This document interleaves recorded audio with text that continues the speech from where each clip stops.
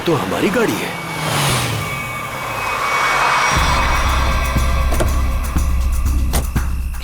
ये तो टीना और आकाश की गाड़ी है।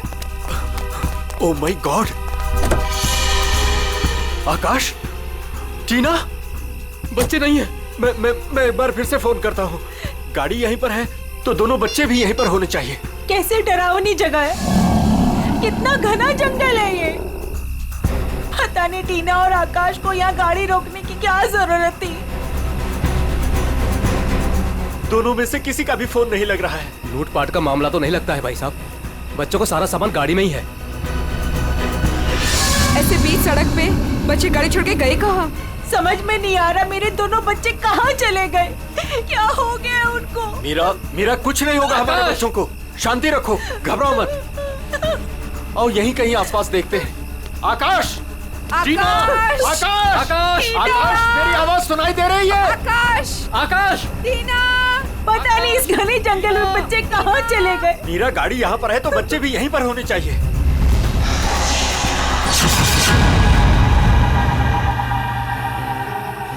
भाई साहब कहीं कोई कुछ भी नहीं है वहाँ। यहाँ पर भी नजर नहीं आ रहा है। सन्नाटा। चुप हो जाओ।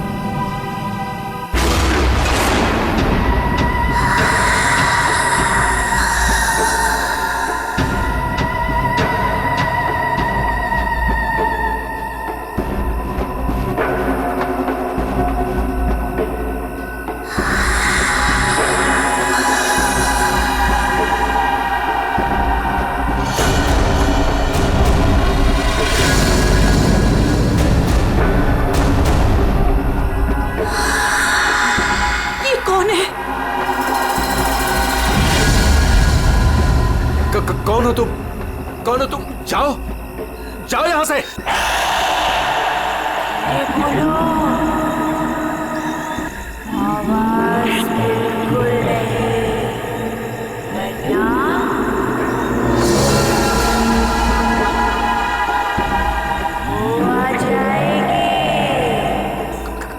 कौन आ जाएगी? कौन आ जाएगी? वही आएगी जो अपना सर हाथ में लेकर घूमती है।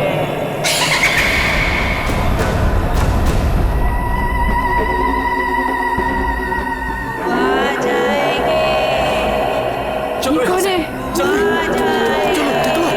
यहाँ से, चलो यहाँ से।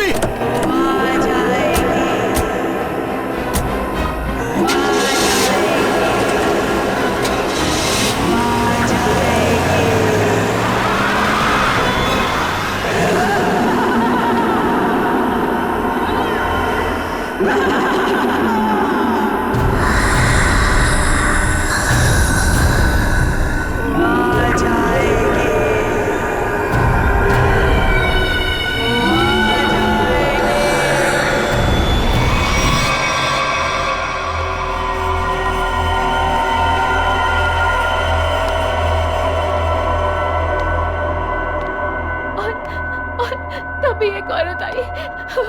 उसका सर नहीं था। वो मुझे मारने आई थी। वो मुझे मारने आई थी। उसका कटा सर उसके हाथ में ही था। वो मुझे मार डालेगी। वो मुझे मार डालेगी। बचा लो मुझे। वो मुझे मार डालेगी। ये क्या हो गया मेरी वत्सला को? कैसे बर्ताव कर रही है? अब क्या करूं मैं?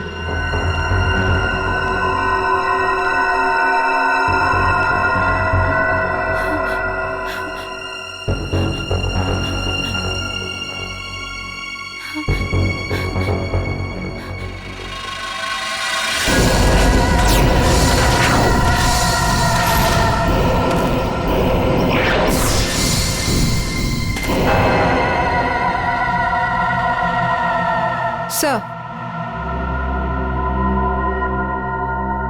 उसके बाद क्या हुआ? उसके बाद वो कटे सर वाली औरत मेरी तरफ घूम गई। मैं डर की वजह से पीछे हट गई। वो मेरी तरफ बढ़ती रही। वो अपना कटा सर मेरे चेहरे की तरफ फेंक। नहीं,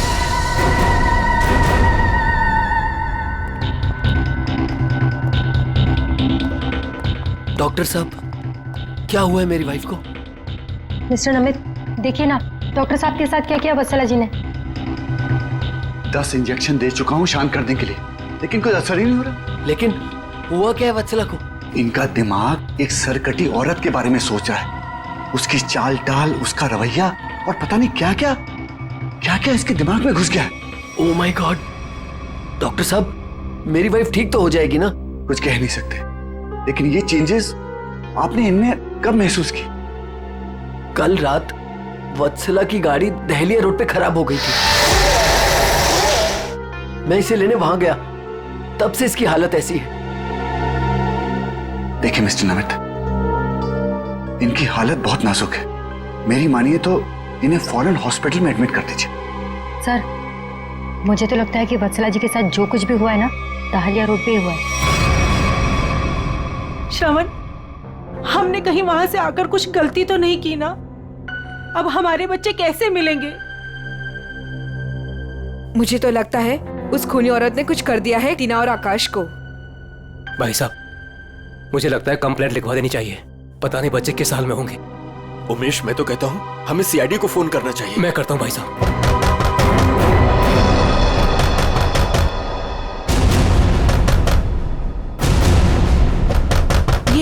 इस तरह से दरवाजा कौन पीट रहा है? मैं देखता हूं।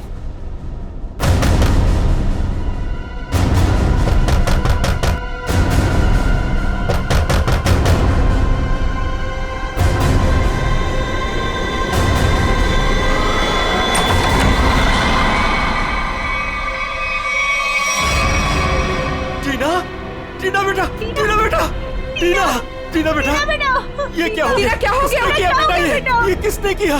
टीना, भाई साहब, इसकी हालत तो बहुत खराब है। इसे हॉस्पिटल ले जाना होगा। मैं गाड़ी निकालता हूँ भाई साहब। टीना बेटा, बेटा कुछ तो बोलो। आकाश कहाँ है? आकाश भैया को बचा लो। बचा लो मतलब? क्या हुआ है आकाश को? टीना बेटा, टीना, टीना आंखें खोलो बेटा, आंखें खोलो बेटा, आंखें बंद मत कर बेटा। टीना, क्या हुआ तुम्हें? वो गाड़ी हमें रोक रही है वहाँ।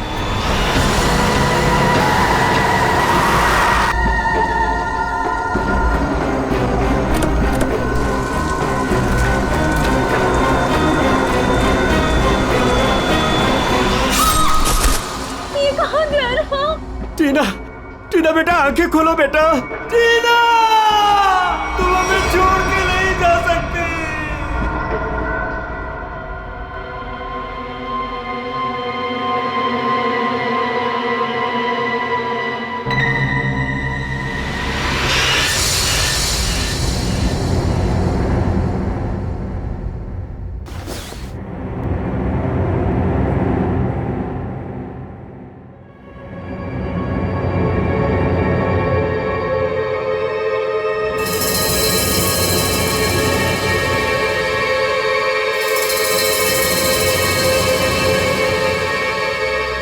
नहीं डॉक्टर साहब, मैं अपनी वाइफ को किसी भी हॉस्पिटल में एडमिट नहीं करने वाला।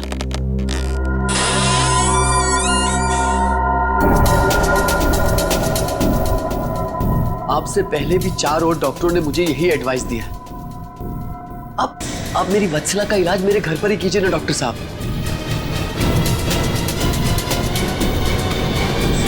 मैं अपनी वत्सला को अपने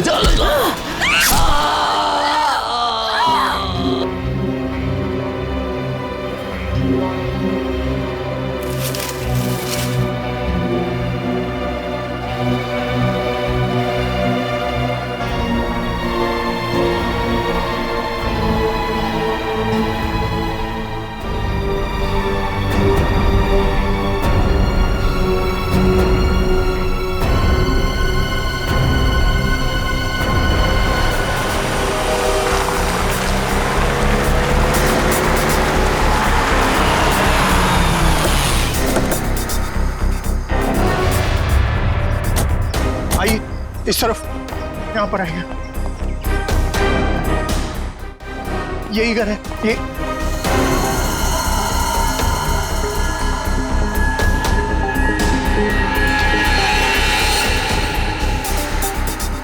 तो यहाँ पे जबरदस्त हाथापाई और तोड़फोड़ हुई है।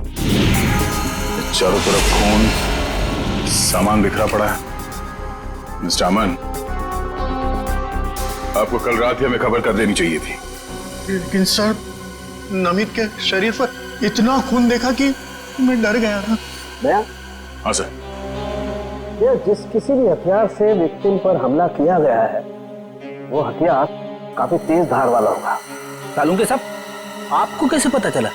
ये देखो, ये छोटी छोटी बूंदें देख रहे हो खून की, ये एक धार में सीधी। सर लगता है किसी चाकू या छोटे खंजर का इस्तेमाल किया गया है। पता नहीं जिसको भी इसने मारा है वो जिंदा है या नहीं। और ये खून से सने हुए पांव के निशान तो घर के अंदर की तरफ जा रहे हैं। तो यहाँ पर नमित के अलावा कोई और भी रहता है क्या? हाँ, उसकी वाइफ। ओह माय गॉड, उससे तो कुछ नहीं हो गया। भाभी जी, देखो सर।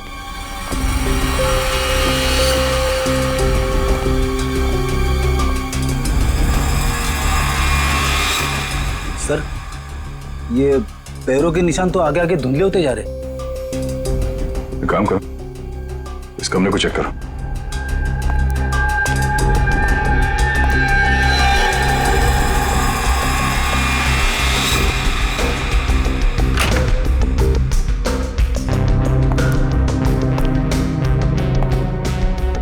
बेड पर तो कोई खून नहीं।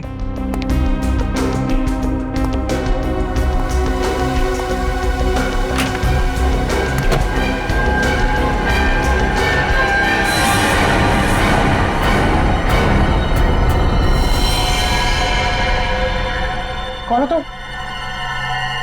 बाहर आओ। बाहर आओ।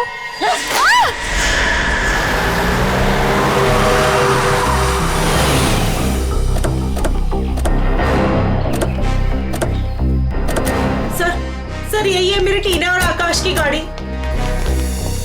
यहीं पर मेरे बच्चों पे वो मुसीबत आई थी।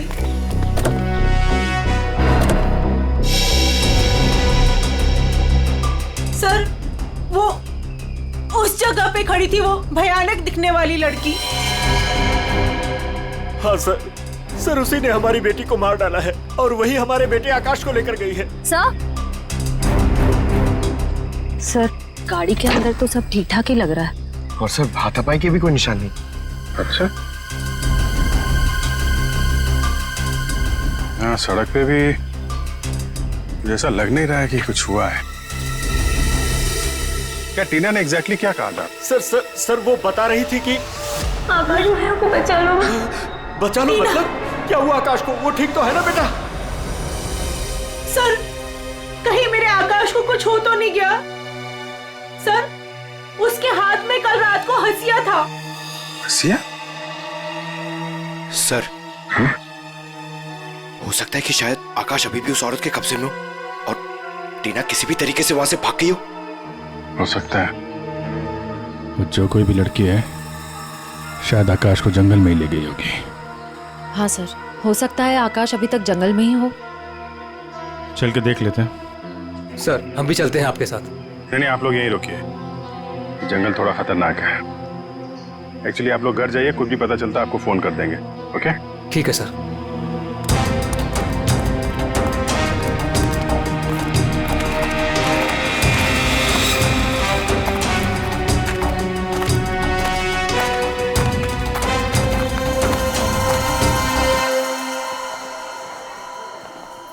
डॉक्टर साहब, वो आदमी कहाँ है जो खून से लथपथ आपके हॉस्पिटल में आया था? सर वो आदमी अंदर है।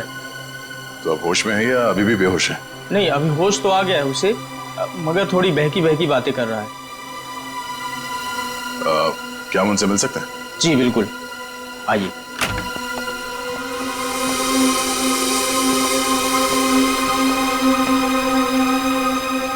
नमित,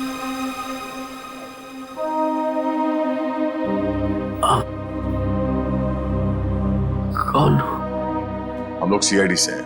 क्या तुम बता सकते हो कि ये तुम्हारे साथ कैसे हुआ? मार डाला मुझे।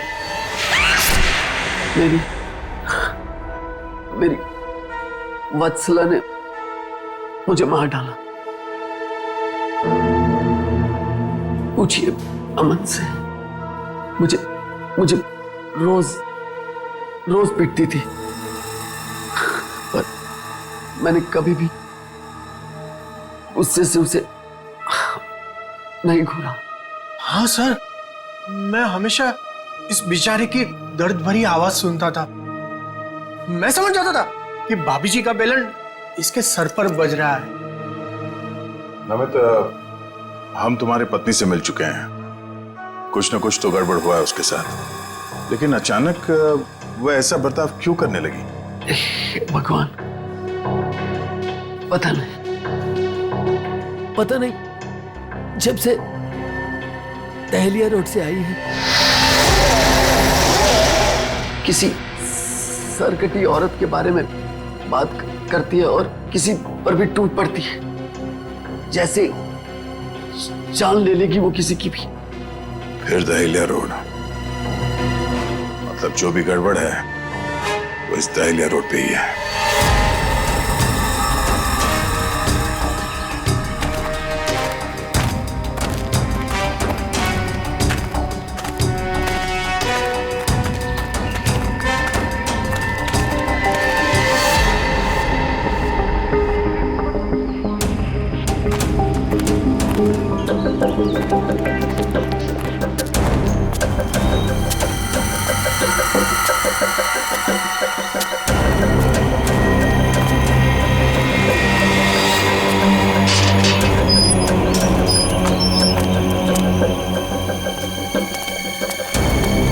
ये तो बिल्कुल हॉरर फिल्म की तरह बंगला है, जंगल के बीच में इतना सुनसान।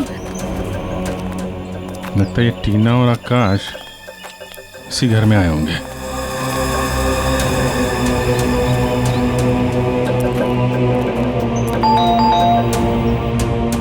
ज्यादा फिल्में मत देखा करो।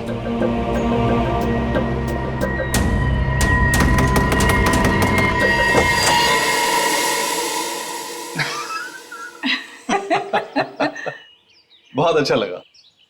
इतने सुनसान जंगल में भी कोई हमें मिलने आया। एनीवेज, मेरा नाम डीके है और ये मेरी धर्म पत्नी रागिनी। अरे आइए ना आप लोग, अंदर आइए, बाहर क्यों खड़े हैं? प्लीज आइए आइए आइए। सर, ये लोग तो बहुत अजीब हैं। ये तो हम लोग से ऐसे बात कर रहे जैसे हम लोग इनके रिश्तेदार हैं। काफी अच्छा घर है। Thank you. आसपास दूसरा कोई घर नहीं दिख रहा है, तो इतने सुनसान जंगल में आपने घर बनाया? बनाया नहीं है सर, खरीदा है। वो क्या है ना कि हम दोनों पति पत्नी एक कलाकार हैं और अपनी सोच के आकार को पूरा करने के लिए हमें शांति और एकांत की सख्त जरूरत रहती है। जी हाँ सर, यही हमारा घर भी है और हमारी दुनिया भी है। और हाँ, आपको एक बात और बताना चाहूंगा। हम लोग रहते जरूर इस सुनसान इलाके में हैं, लेकिन कला के क्षेत्र में हमारा बहुत बड़ा नाम है। अच्छा।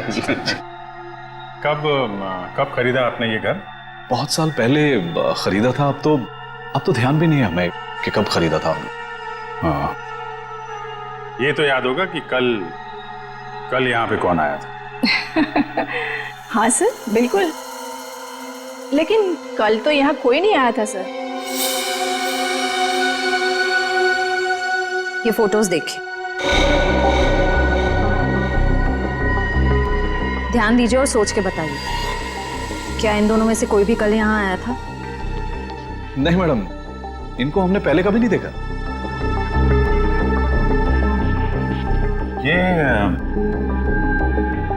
ये कौन है?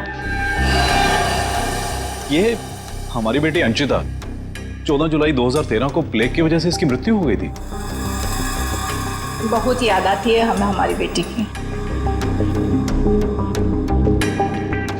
हम लोग आपसे कितने सारे सवाल पूछे जा रहे हैं, आप नहीं पूछेंगे कि हम लोग कौन हैं और क्यों इतने सारे सवाल कर रहे हैं आपसे? कौन है आप लोग, आप बता दीजिए। हम लोग कौन है घर के अंदर? नहीं, कोई नहीं है। नहीं, कोई है।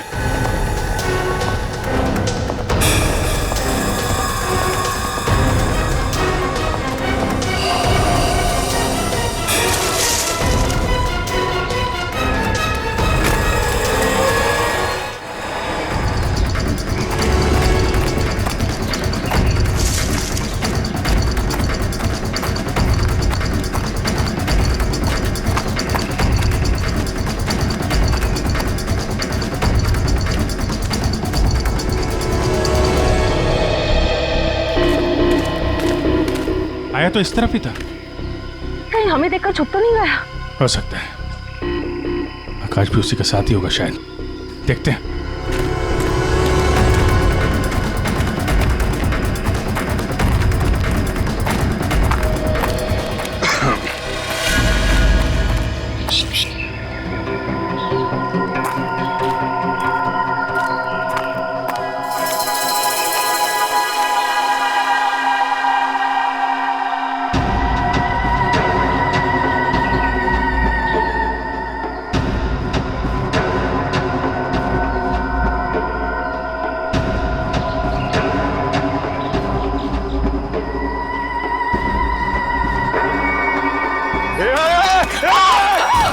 नहीं, फायर नहीं।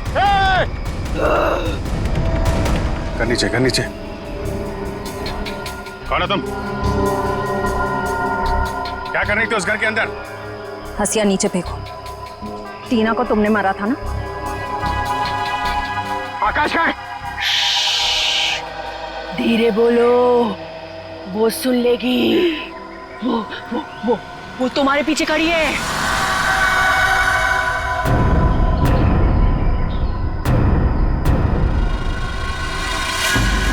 कौन है हमारे पीछे? कोई नहीं है, लगता है दिमाग हिला हुआ इसका। क्या दिखा रही है? कौन है पीछे? वो तुम्हारे पीछे बिना सर वाली औरत अपना सर हाथ में लेके दिखा रही है। सर, ये उस सिरकटी औरत की बात कर रही सर, वो वत्सला जैसी बातें कर रही है। हमारे पीछे कोई नहीं है। किसकी बात कर रही हो तुम? ऐसे नीचे करो, नीचे रखो। मैं मार दूंगी उसे, मैं मार दूंगी उसे, मैं मार दूंगी।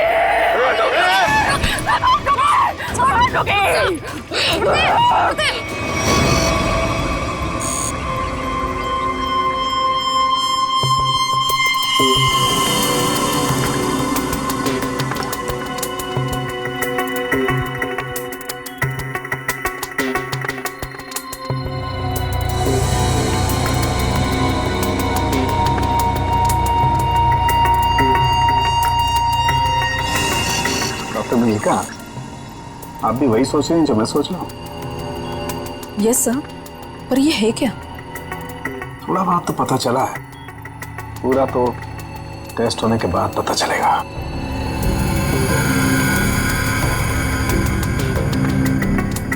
सर, मुझे लगता है कि आप ये कलर एरिया देख रहे हैं, ये ब्रेन टेल की नर्व्स की तरफ आ रहा है। इन दोनों औरतों के दिमाग के साथ छेड़छाड़ी की गई है।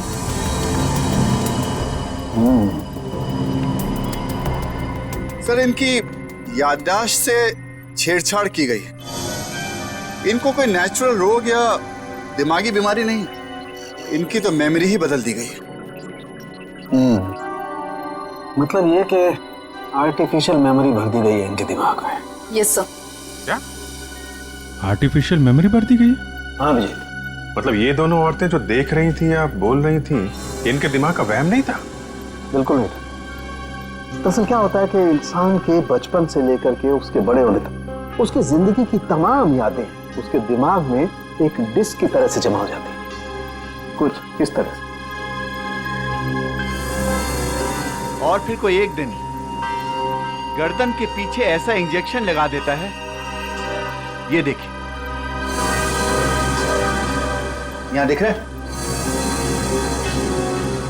जिससे ब्रेन में कंपार्टमेंट्स बन जाते हैं और जिंदगी की सारी याद ब्लॉक हो जाती है।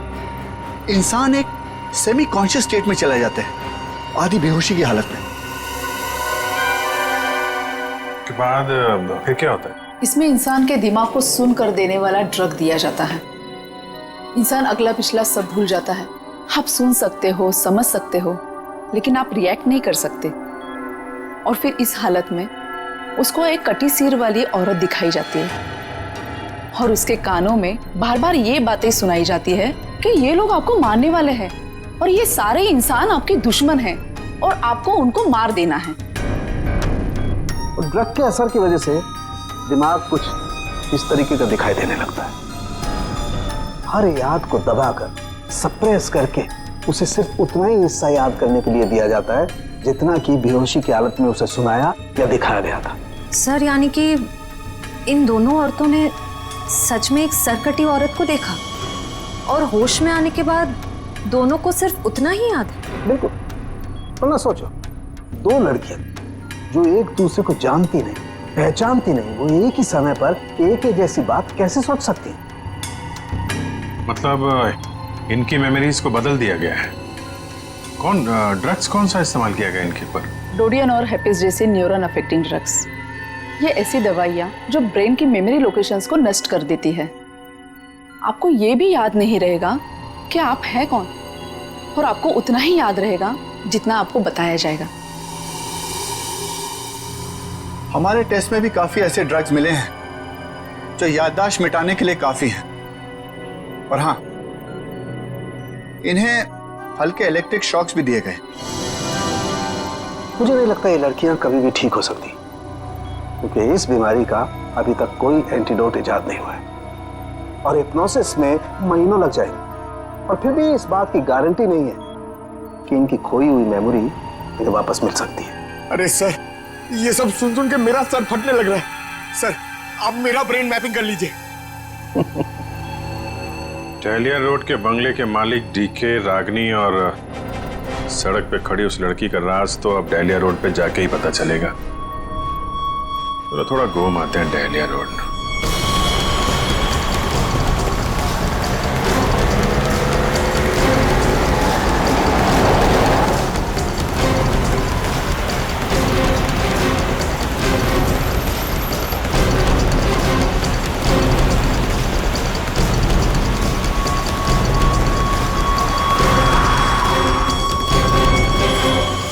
ये हमारी बेटी अंचिता, 14 जुलाई 2013 को प्लेग की वजह से इसकी मृत्यु हो गई थी। ये तो वही लड़की है, डीके और रागिनी की मरी हुई बेटी।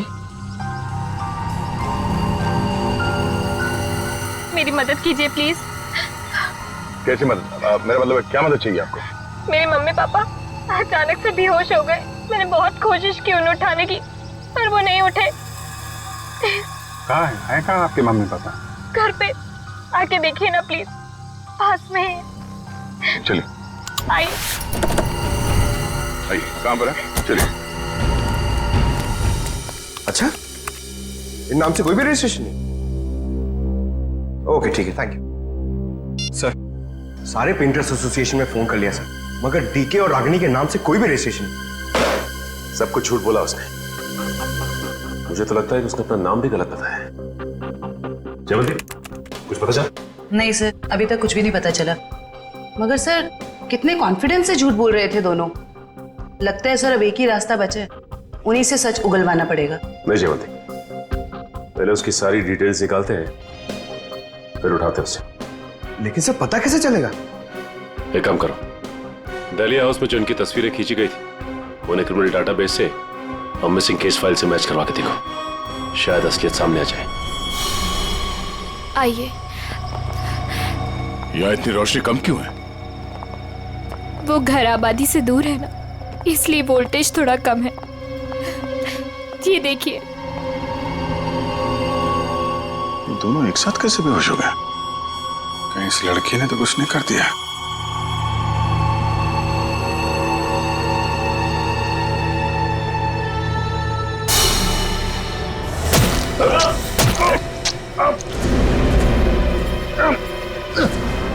ठीक है।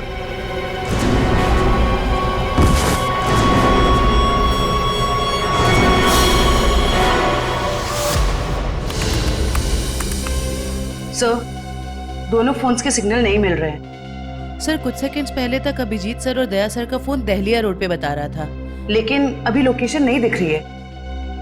इसका मतलब अभिजीत सर और दया सर को वो रास्ता रोकने वाली लड़की मिल गई। फिर तो डीके और रागिनी की सच्चाई का भी पता चल जाएगा। Sir, hi sir. सर, ये है मिसेस साक्षी, उस नकली डीके और इलेश की माँ। नमस्ते। कहाँ है मेरा बेटा? कहाँ है इलेश? ये ऑफिसर कह रहे हैं उसका नाम डीके है उसकी एक पत्नी है जिसका नाम है रागिनी। ये कैसे हो सकता है? ये सब झूठ है। जी नहीं, ये सच है। एक छानबीन के दौरान आपके बेटे और उस औरत से मुलाकात हुई हमारी, जो अब डीके और रागिनी बने बैठे, और उसी छानबीन में मिसिंग कंप्लेन से उनकी सच्चाई भी पता चली। मैम, आप हमें बता सकते हैं कि आपके बेटे इलेश ने अपना नाम बदल के डीके क्यों रख लिया? मेरा बेटा अपना नाम क्यों बदलेगा? मुझे इस बारे में कुछ नहीं पता। देखिए माताजी, वो रागिनी उर्फ नीता के साथ में कहीं छुपा हुआ बैठा है। अब ये औरत को जानती है? ये लड़की कौन है और कैसे मेरे बेटे की जिंदगी में आई, मुझे कुछ नहीं पता। देखिए मैडम, उस औरत के माँ बाप तो मर चुके हैं। बस आप ये बता सकती हैं कि जुलाई 2013 से पहले ऐसा क्या हुआ था जो आपका बेटा घर छोड़कर चला गया? नहीं, मेरा बेटा घर छोड़कर नहीं भागा था। हाँ, इलेश दिमागी तौर पर बीमार रहता था, तो एक बड़े साइकोथेरेपिस्ट के पास उसका इलाज चालू था, और उसी थेरेपी की सिटिंग के लिए वो डॉक्टर के क्लिनिक गया था, और फिर वो वापस ही नहीं आया। अच्छा मैम, ये बताइए कि नाम क्या है इस थेरेपी क्लिनिक के डॉक्टर का?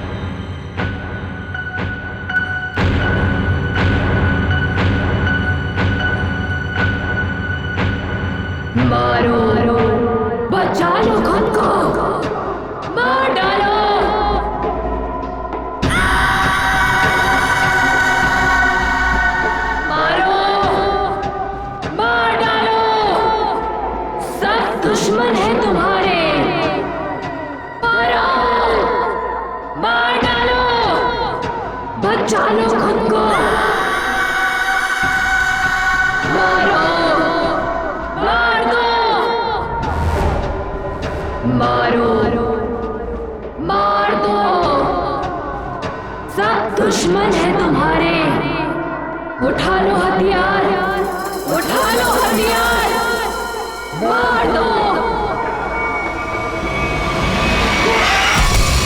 समझ में नहीं आ रहा कि इन सबके पीछे एक डॉक्टर हो सकता है। देखते कहाँ का तार कहाँ जाके जुड़ा है सर। बहुत लंबा जाल फैलाता है सर। आज सारे तार कट जाएंगे इसके।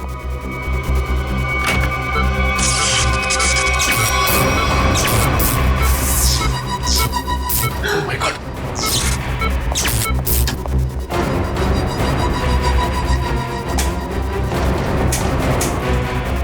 किसने किया ये? बोलो, बोलो किसने किया?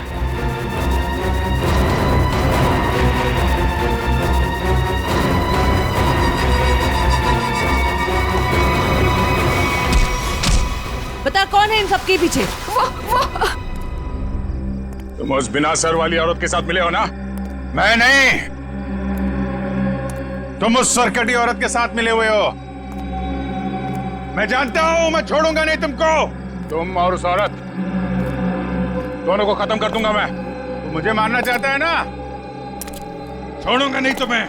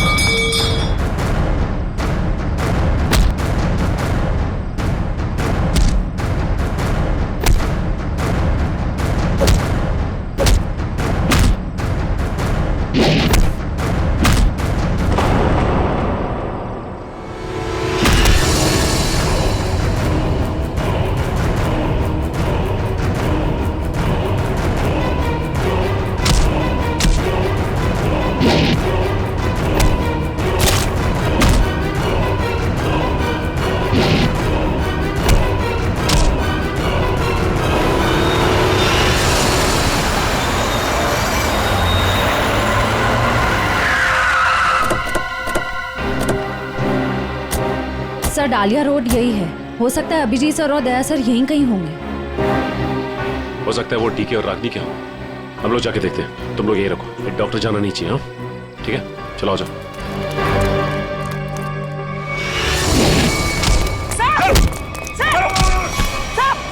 अभिजीत सर, क्या कर रहे हो आप लोग? सर, क्या कर रहे हो आप लोग? संभालो। क्या कर रहे हो? अभिजीत सर, सर क्या कर रहे हो? Please, please. नहीं सर। चल जल्दी, चल। एंटीडोट दे जल्दी। संभालो।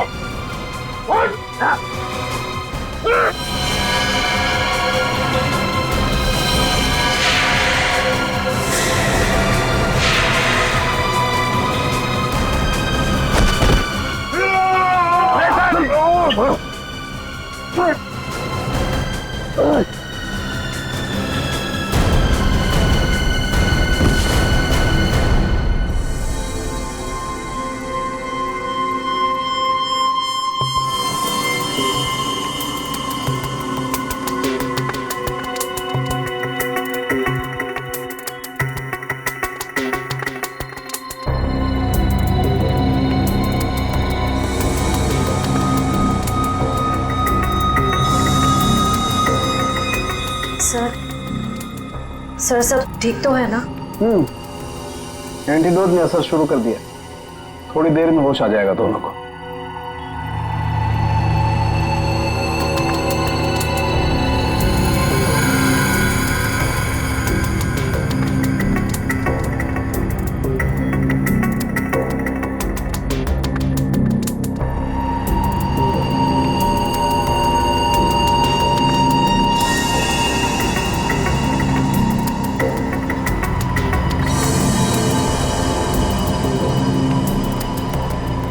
शुक्र मनाओ डॉक्टर सालुंके, अगर ये दोनों ठीक हुए हैं तो सिर्फ मेरी वजह से। अगर अपने दिमाग का सही इस्तेमाल किया होता ना तो एक मुजरिम की तरह इस हालत में नहीं खड़े होते, समझे? विकास अंकल, आपकी वजह से मैं भी एक मुजरिम बन के रह गई। अभी तो सिर्फ तुम दोनों का गुनाह सामने आया है। जिस दिन तुम दोनों को सजा मिलेगी ना, उस दिन समझ में आएगा कि गलत राह पे चलने का अंजाम क्या होता है।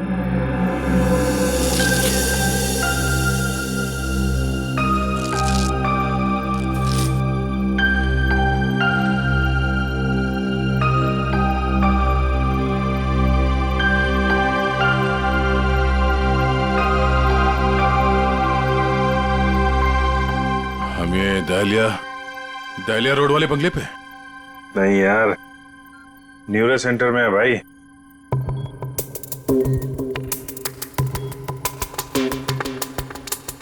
और मुजरिम हमारे सामने खड़ा है।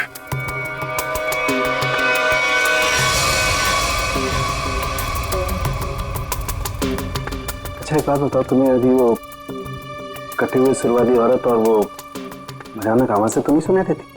सर वो तो उस वत्सला के दिमाग में था, और वो जंगल वाली लड़की के दिमाग में भी, वो जो हंसिया लेके घूम रहे थे।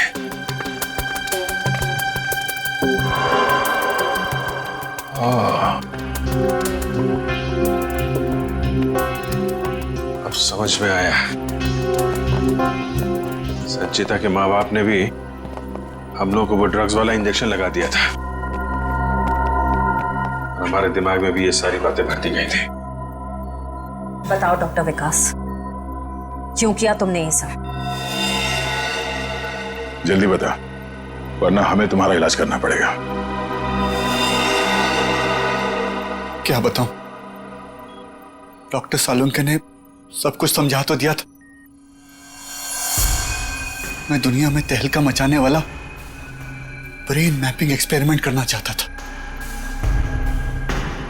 बेहोशी में मैं लोगों को यहां लाता था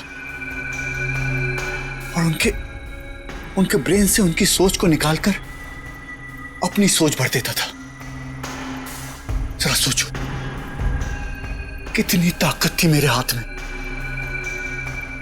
जब वो लोग जागते थे तो उन्हें वही दिखता था, और उनके दिमाग में वही ब्रेन की मेमोरी थी जो जो मैंने डाली थी।